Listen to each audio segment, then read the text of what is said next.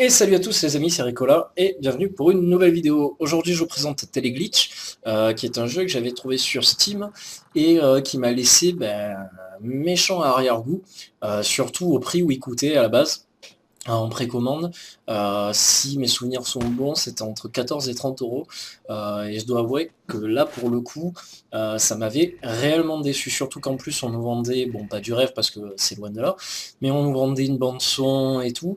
Et sincèrement, je sais pas vous, mais moi, j'entends rien du tout, hein. Voilà, tout le long du jeu, c'est comme ça, il n'y a aucune bande-son. Donc, très déçu.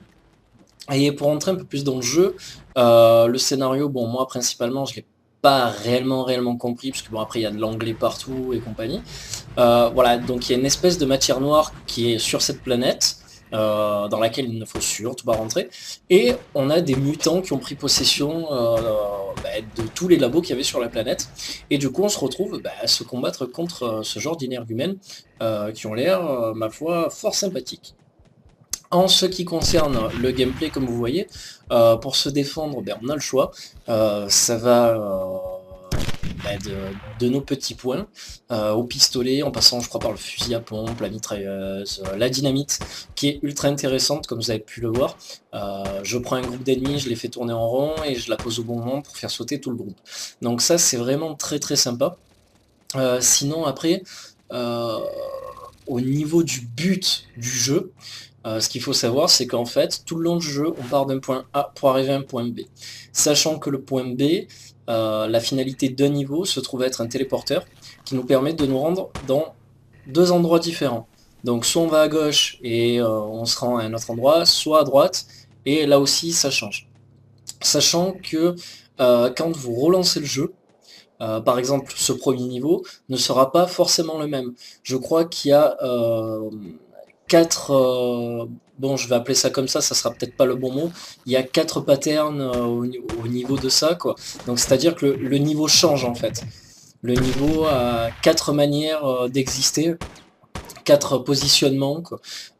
Donc bon, une fois je pense qu'on les a tous appris, ça revient exactement au même. Ça me rappelle d'ailleurs un peu ce système de Diablo-like qui avait le premier Diablo, sachant que il y avait un, deux ou trois donjons qui changeaient, mais bon après c'était du pareil au même, c'était quasiment identique. Ou alors je confonds avec Diablo 2. Enfin bref, c'est pas grave. Donc voilà pour ça. Côté histoire, donc voilà, on a des mutants, cette grosse masse noire dans laquelle on ne peut pas rentrer. Et bon après, j'imagine que c'est peut-être un peu plus complexe, mais je dois dire que voilà, déjà, bon graphiquement après on n'aime pas. Moi je sais que j'avais apprécié quand je l'ai acheté, parce que bon je trouvais ça sympathique. Plus même, je sais pas si vous captez la caméra au niveau du zoom, un coup ça zoome, un coup ça revient en arrière, vue d'eau. C'est quand même assez sympa. Même au niveau de la maniabilité, bon, ça passe, ça casse pas trois pattes à un canard, mais c'est simple. Voilà, c'est simple, efficace sur ce côté-là. Euh, voilà, concernant le jeu, on ne peut vraiment s'arrêter que sur ça, parce qu'après, bon, le reste, on fait toujours la même chose. On passe vraiment 3 heures à chercher dans les niveaux où est la sortie, et parfois c'est vraiment gonflant, parce que heureusement d'ailleurs qu'il y a la map, parce que sincèrement sinon on s'y retrouve pas du tout, quoi. L'environnement est toujours le même, d'une map à l'autre. Donc je dois dire que ça aussi sur ce point, c'est un gros point négatif du coup. On a toujours la même chose, et puis voilà, le prix du jeu, bon alors maintenant je sais pas s'il a baissé sur Steam, mais à l'époque il était cher pour ce que c'était. Donc voilà, quand même très déçu de ce jeu, très déçu. Alors là, je sais pas si je vais tout vous montrer, parce que normalement j'ai enregistré la vidéo jusqu'à arriver au téléporteur, mais sincèrement je sais pas si j'aurai la force de commenter jusque là. Là, comme vous pouvez voir, j'ai utilisé une dynamite pour voilà, justement entrer dans une area secrète, dans un endroit secret. Il y en a pas mal dans le jeu. Faut les trouver, faut regarder s'il y a des coins justement où on pourrait se faufiler, qu'on pourrait faire exploser. Voilà, parfois on obtient des bonus plutôt sympathiques, sachant que les munitions et les dynamites partent assez vite. Voilà. Donc ça aussi, faut bien le préciser. Alors là, voilà, je suis passé devant une petite borne sur la droite, je sais pas si vous l'avez capté, voilà, encore une là. C'est des bornes, quand on se met devant, on peut apprendre un peu plus sur l'histoire du jeu. Voilà, donc après, on a des notes qui se mettent dans l'inventaire, et justement, qu'on peut relire à volonté, et qui nous apprennent apparemment ce qui s'est passé dans le labo, pourquoi il y a des mutants, et ce genre de choses-là. Mais voilà, le gameplay, on va dire, est tellement bâclé, tellement répétitif, qu'on n'a pas envie de se prendre la tête réellement avec ça, on a juste envie de défourailler du mutant, d'obtenir de l'équipement, et, voilà, juste de jouer, quoi. Par contre, j'aurais été curieux d'en savoir un tout petit peu plus sur cette fameuse masse noire. Ça aurait pu être très sympa. Alors, ça aussi, la première fois, il m'a fallu 3 heures pour comprendre comment tirer. Parce que, en fait, je ne filais que des coups de poing. Je récupérais tout l'équipement, mais je filais que des coups de poing. En fait, je me suis aperçu qu'il faut maintenir la touche droite de la souris pour pouvoir tirer. Et donc voilà, bon, je sais, c'est tout bête, ça peut paraître vraiment con, mais moi, ça m'a pris un moment avant de comprendre. Donc voilà pour ça. Bon, après pour switcher les armes, très très basique, à la molette de la souris et puis en avant.